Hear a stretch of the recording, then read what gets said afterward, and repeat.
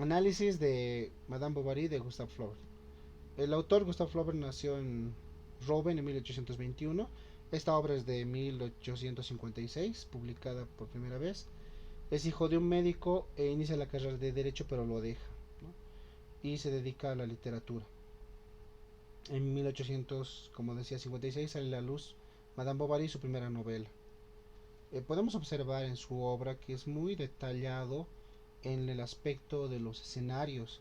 Maneja muy bien el tema de escenarios, como por ejemplo en el tema de la boda, indica, ¿no?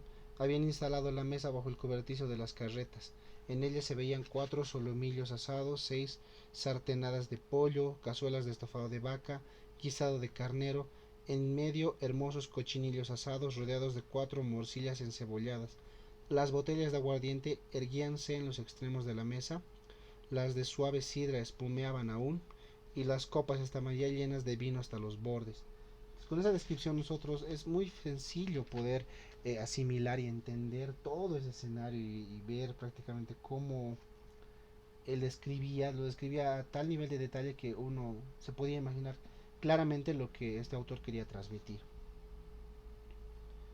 Luego demostró también con Madame Bovary que era una mujer rebelde, que lo que buscaba era, idealizaba y no se hacía mucho problema de buscar amoríos estando casada, ¿no? Esto era algo muy criticado en esa época y aún así se animó a escribir de esa forma, ¿no? Y mostrar que realmente existen mujeres que son capaces de ello, a pesar de la dura cultura y sociedad que estaba envuelta en esas épocas. Luego menciona, por ejemplo, que Emma tenía una veneración entusiasta por mujeres ilustres como Juana de Arco, Eloisa Inés Sorel, la bella Ferronier y Clemencia Isaura, ¿no? Que son algunos personajes que han existido a lo largo de la historia, ¿no? De mujeres relevantes y que ella también se veía plasmada, ¿no? En ese tipo de iconos. Luego también puedo mencionar el detalle que daba a los casos. El tema de la gangrena lo describe muy bien, y esto asumo que es porque es hijo de médico y ha debido ver esos casos, por tanto sabía cómo eran las reacciones. Lo mismo que lo mismo puedo decir de una persona del tema de cuando Emma tomó al arsénico, ¿no? Aquí está. Por ejemplo, a ver, acá indica, ¿no? Indica el detalle, cuáles son los síntomas, cómo ha ido evolucionando después de que uno toma arsénico, ¿no? Aquí está.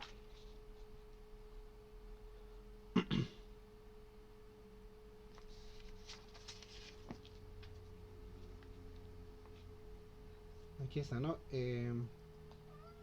Por ejemplo, dice,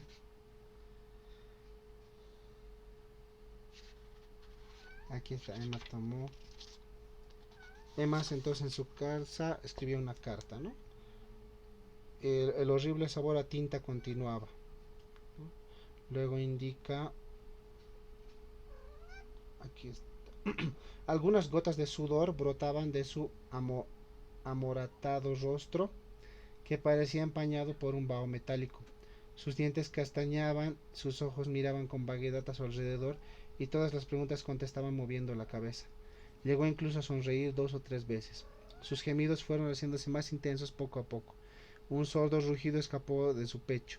Pretendía sentirse mejor, que se levantaría enseguida, pero las convulsiones volvieron y exclamó, ¿no? Entonces puede notar que es incluso detallada. Bueno, el autor es detallado en el aspecto de que trata de hacernos vivir, ¿no? Las sensaciones, las emociones, cómo una persona empieza a expresar después de haber tomado arsénico. El mismo caso de la gangrena.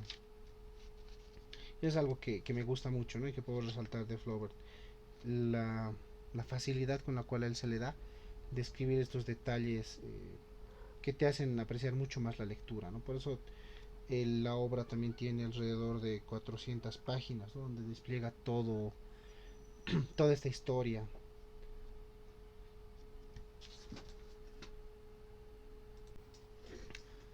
Y finalmente también puedo resaltar la forma en la cual los personajes se expresan, ¿no? Y el arte en el cual Flaubert plasma esta idea.